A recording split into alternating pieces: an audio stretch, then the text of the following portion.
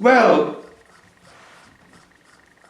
I'd been campaigning in February 74, and I don't quite remember whether we actually did it, to be honest. I'd have to go back and check. I have my doubts. But I went to the Speaker with 3 or 4 other people and said, look, we need to have the right to give the oath of allegiance to the Queen in our own language. This is the British Parliament. We're only allowed to speak English here. I know that is what the Constitution says, but we should at the very least, when we give the oath of allegiance to Her Majesty the Queen, we can give that oath in Welsh. Because Gwynfor did do that in 1966. Eh? Gwynfor did do that. I don't think he did it. He did in 1966, but he had to go through all kinds of problems, all kinds of arguments. Yeah, I know. To have an exception made. Right. It was well, I wanted something wider, and I still don't remember to this day whether they allowed it. Right. So I could be making. Time has gone on and I've forgotten, because now we had David Wigley, David Ellis Thomas, Tom Ellis who wanted to do it, myself wanted to do it, Clendwyn wanted to do it, John Moore. I don't know what happened. I honestly can't remember whether we did or not. Anyway, I had that urge for the language to be recognised in our Parliament. Well, they put me on the Council for Europe. Ready-made stage, isn't it? An international, the European Parliament. But of course, Welsh was not an official language in the European Parliament. There were 7 or 8 official languages, and it wasn't the European Parliament, but where the European Parliament said, the Council of Europe, which was a forerunner in many, many ways. Anyway, so I thought I'm going to try it here.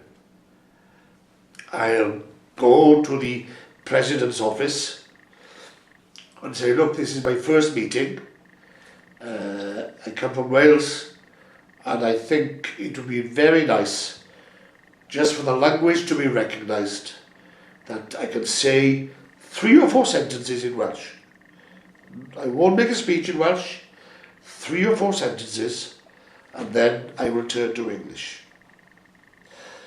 They thought about it for a day or 2, and they came back to me and they said, so long as it is only a couple of sentences, and that we won't have to ask you to stop, as long as you stick with your word, and we will stick with ours, because we will pretend that we don't know what's going on. What are you saying? We don't know, confusion, isn't it? You know, in this Parliament of 17 countries, who on earth is this new guy? What's he on about? You know, he could be talking Arabic, couldn't he? You know, no idea. We will do that, but you finish on 2 sentences, which was happy about me. Now, the night before, we were out having socialising, because having said the best club in the world, or Europe, is House of Commons, I want to retract that. The best club in Europe is the European Parliament. That is junketing gone mad. Believe me, believe me. Anyway, we'd been out the night before, and I'd been talking to some of my colleagues about what I was going to do. And John Smith, the future leader of the Labour Party, who was, again, a Jenkinsite, but a quiet Jenkinsite. He wasn't too prominent, because he was too clever, wasn't he? John was plotting his own career in the Labour Party. He needed the votes of the Jenkinsites, and he would have had them on block. And I'm sure when he became the vote for leader, you know, he had them on block. But he was careful. And he was pro-devolution, strong on devolution, you know what I mean? All sorts of the right things. So he and I were big friends.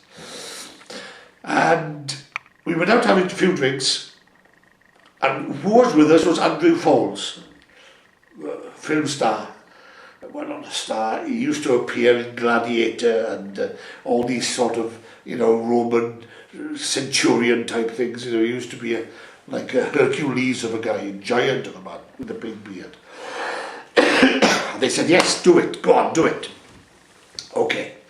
So both of them sat either side of me, so that, you know, I wouldn't feel on my own, because, you know, So I put on my earphones, because you're being translated, aren't you? So I got up and I said, Mr. Caderi, Mr. Clywyd, my groeso, blah, blah, blah. And all I could hear the translators saying is, we think Mr. Jones is speaking in Welsh. We think Mr. Jones is speaking in Welsh. That's all that was coming over the earphones, you see. And then after a couple of minutes, I finished and I kept to my word. But as I was getting up, John Smith turned to me and he said, do you want a standing ovation now or afterwards? Anyway, I thought it was a great move. I thought, here I am, majority of 3, fighting Gwynoro Evans, making a point for the language, from Carmarthen, one of the Welshiest of constituencies. I thought that I'd be welcomed with open arms. How wrong I was. Within hours, the story had got back. And I remember ringing Laura that evening and she said, what on earth have you done, she said. The phone calls I have had from Labour Party members today, at home, about you being a nationalist are unbelievable, she said. Can you believe that? It's amazing. It's amazing. And when I went to the next meeting of the executive of Carmarthen, I was hauled over the coals for doing it. Because they were still back in the anti-Plaid Cymru, anti-devolution, anti-Welsh language. That's where the party was, right? But you were a bottle of champagne up, I think. That's right. Time to come back now, and the British delegation would fly back together, all party delegations, with 30 odd of us. So there was a plane chartered to take the British MPs back home. Got onto the plane, sat down next to John Mendelsohn, I remember him.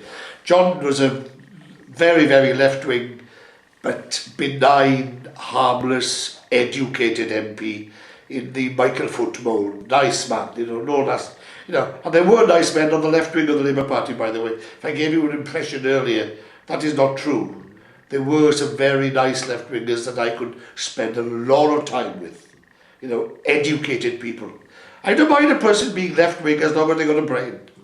The brain is the problem for me with politicians, and always has been throughout my life. Anyway, the pilot came out from the cockpit and he said, is there a Mr. Jones here? Well, I knew from the group of MPs from Britain that I was the only Mr. Jones, so I put my hand up. And he came over to me. I was sitting 2/3 of the way back in the plane. And he gave me a bottle of champagne. And he said out in front of everybody, I've been the pilot flying from Heathrow to Brussels for 27 years, he said. And I heard on the news this morning, as I was flying over, what this man had done. And he gave me a bottle of champagne. Amazing it was. But that was not the welcome I had in Carmarthen.